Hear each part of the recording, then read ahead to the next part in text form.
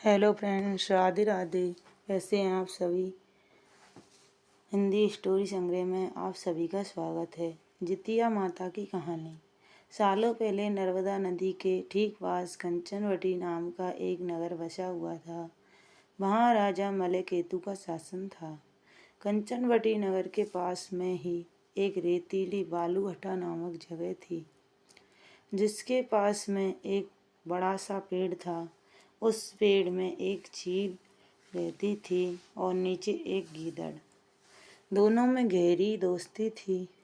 एक दिन दोनों ने सोचा कि सारी महिलाएं जितिया व्रत करती हैं, तो क्यों न हम भी कर लें। इसी सोच के साथ दोनों ने ठान ली कि अब वो भी इस व्रत को करेंगी। उन्होंने श्री जीतवाहन भगवान को मन ही मन नमस्कार करते हुए कहा, हम आपकी पूजा और व्रत पूरी विधि के साथ करेंगे। जैसे ही व्रत का दिन आया तो पास के ही एक धनवान व्यापारी की मौत हो गई। उसको अंतिम विदाई देने के लिए बालूहट्टा ही लाया गया, जहाँ गीदड़ और चील रहते थे। व्रत के दिन गीदड़ ने मरे हुए व्यक्ति को देखा तो उसे भूख लग गई। वो खुद को रोक नहीं पाई और मांस खाने की वजह से उसका व्रत उसी वक्त टूट गया। उस व्यापारी के शव को चील ने भी देखा था, लेकिन उसने व्रत के कारण उसे नहीं खाया। उसके बाद चील और गीदड़ दोनों अगले जन्म में कंचनवटी के भास्कर नामक ब्राह्मण के घर में बेटी के रूप में पैदा हुई। चील का जन्म बड़ी बहन के रूप में हुआ, जिसका नाम शीलवती पड़ा और उसकी शादी बुद्धिसेन नामक लड़के से कराई गई। गीदड़ का जन्म उसकी छोटी बहन कपूरावती के रूप में हुआ। समय होने पर उसका विवाह कंचनवटी के राजा मलयकेतु से उसके पिता ने करवाया। भले ही कपूरावती विवाह के बाद कंचनवटी की रानी बन गई हो, लेकिन उसे बेटा का सुख नहीं मिला। उसके घर जितने भी बच्चे जन्म लेते थे वो उसी दिन मर जाते। ऐसा होते होते कपूरावती काफ़ी परेशान हो गई।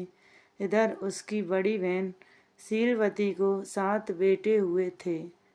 जब उसके सारे बेटे बड़े हो गए तो उन्होंने महल में कार्य करना शुरू कर दिया। अपनी दीदी के बेटों को देखकर धीरे धीरे कपूरावती रानी के मन में जलन का भाव पैदा होने लगा। उसने इसी जलन की वजह से अपने पति को कहकर अपनी दीदी के सारे बेटों के सर कटवाकर एक बर्तन में रख दिए।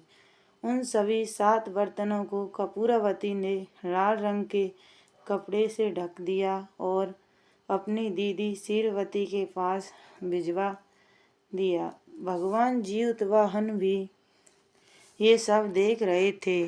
उन्होंने रास्ते में ही सभी 7 भाइयों के सिर को धड़ से जोड़ दिया और अमृत पिलाकर जिंदा कर दिया। फिर सभी भाई अपने घर चले गए और उन बर्तन में भगवान की कृपा से फल भर गए। उधर कपूरावती अपनी दीदी के घर से शोक समाचार मिलने के इंतजार में बैठी हुई थी। जब कोई संदेश नहीं आया तो वो खुद ही शीलवती के घर चली गई। वहाँ जैसे ही उसने अपनी दीदी के सारे बेटों को जिंदा देखा तो वो हैरान हो गई। कुछ देर बाद उसने दीदी शीलवती को अपनी हरकत के बारे में बताया। उसने कहा कि किस तरह से उसने बर्तनों में उसके बेटों के सिर काटकर डाल दिए थे और जोर जोर से रोने लगी। तभी शीलवती को अपने पिछले जन्म के बारे में याद आ गया। वो अपनी छोटी बहन को उसी पेड़ के पास लेकर गई जहाँ वो दोनों पहले रहा करते थे। उसने कपूरावती को पिछले जन्म के रखे जितिया व्रत की पूरी कहानी सुनाई। यह सब जानते ही कपूरावती ने उसी वक्त अपना दम तोड़ दिया। राजा को तुरंत शीलवती ने इस बात की जानकारी भिजवाई। अपनी पत्नी के बारे में दुख भरा समाचार मिलते ही राजा वहां पहुंचे और कपूरावती को उसी पेड़ के नीचे अंतिम विदाई दी। कहानी से सीख, बुरे कर्म कभी पीछा नहीं छोड़ते। गलत कामों की सजा को हमेशा भोगना ही पड़ता है। तो फ्रेंड्स, कहानी अच्छी लगी हो तो इसको लाइक करें, शेयर करें और सब्सक्राइब करें। Thank you.